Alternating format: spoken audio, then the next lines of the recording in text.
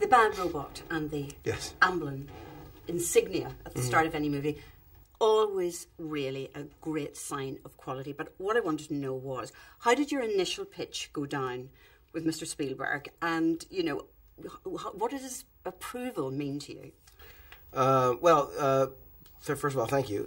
Secondly, the first call was, I didn't even have a formed idea at all. I just called and said, what about a movie called Super 8 about a group of kids making films in the late 70s. It was just this feeling that I had about wanting to make a movie revisiting that time that I know I lived, and Steven lived as well, making regular rate films.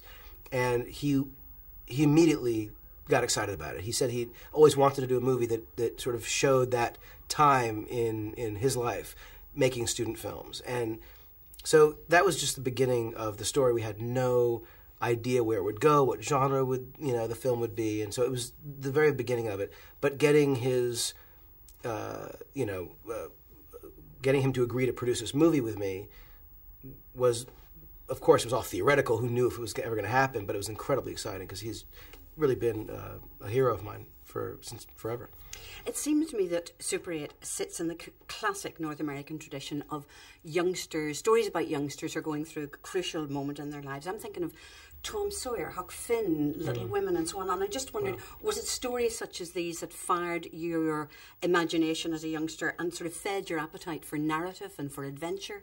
Well, it's obviously it's a huge compliment to even be considered in that regard. And I will say that those stories, of course, as a kid, you read those books and they have a profound impact. But for me, truly, it was the movies of the era that were so impactful. And in fact, when I first called Steven and suggested this idea for a movie, I didn't even realize how critical a role he played in my childhood, that he was sort of my Mark Twain in a way, that the movies that he made, whether it was, Close Encounters or Jaws or Poltergeist or E.T., those films were, the sort of the pieces that made me realize that sort of anything was possible, that sort of, blew my imagination wide open. And so while Super 8 is not in any way based on any particular film at all, it's based on a time in my life and my friends' lives that were so influenced and so impacted by the films that he and others had made.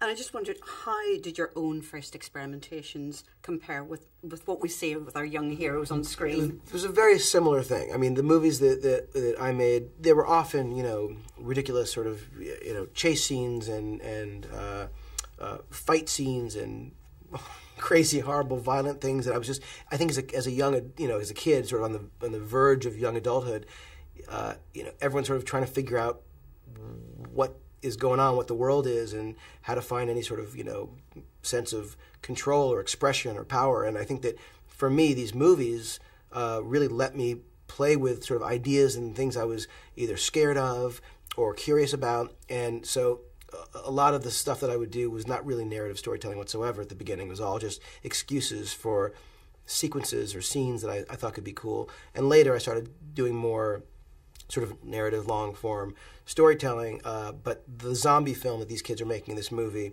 was very familiar to me. And I remember making up my mom to be in one of my movies, and she had to play. It was just horrible. It was just, she was embarrassed. In retrospect, am embarrassed. It was all crazy. Well, take it by JJ, and what a tremendous cast, and congratulations on Super 8. We wish you every success when the film opens here in the summer. You're so sweet. Thank you so much.